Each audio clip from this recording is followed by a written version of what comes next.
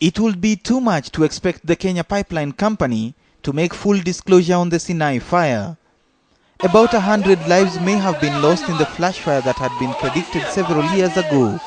But Kenya Pipeline insists that this was an accident caused by a faulty gasket that gave in due to the pressure at which the fuel was flowing in from Mombasa.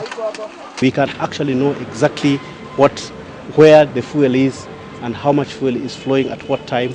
We are able to know at what speed, and if the pressure drops, it is instant, it shows, and there are alarms within the pipeline system, the control room. It was detected at 9:45.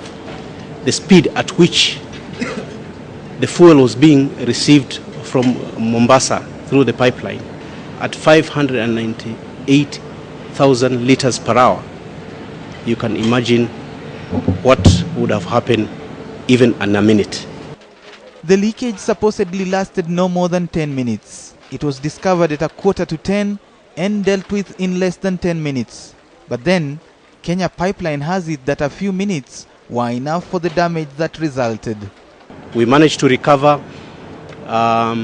approximately 30,000 liters, and we think about 10,000 liters could have escaped through.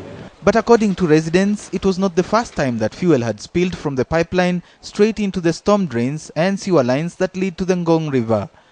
This would indicate either sustained negligence or connivance, some sort of deliberate move, all of which the Kenya Pipeline denies. Na hii sio mara ya kwanza, yani vyenye litendeka jana sio mara ya kwanza. Hii ni mara tatu, unaona. Sasa ya jana ndio ilizindi, ndio sasa kulitokea moto juu.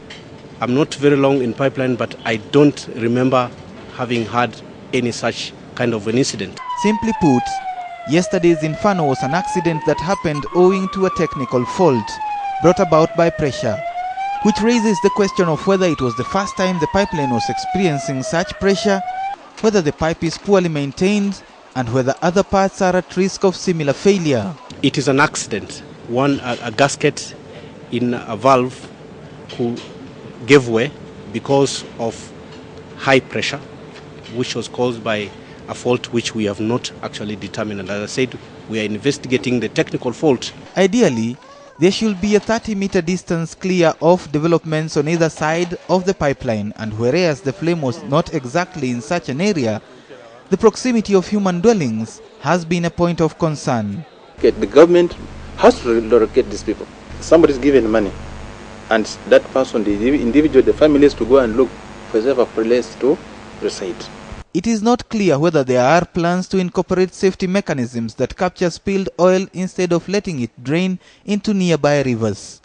The answers to all the questions on exactly what happened appear to be elusive. There will be no clear-cut answers from the Kenya Pipeline Company for now. For those answers, Kenyans will have to wait for the results of ongoing investigations.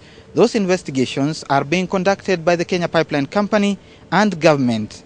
How that turns out is another matter altogether. Muraya Kariuki, KTN, at the Kenya Pipeline Company headquarters in Nairobi.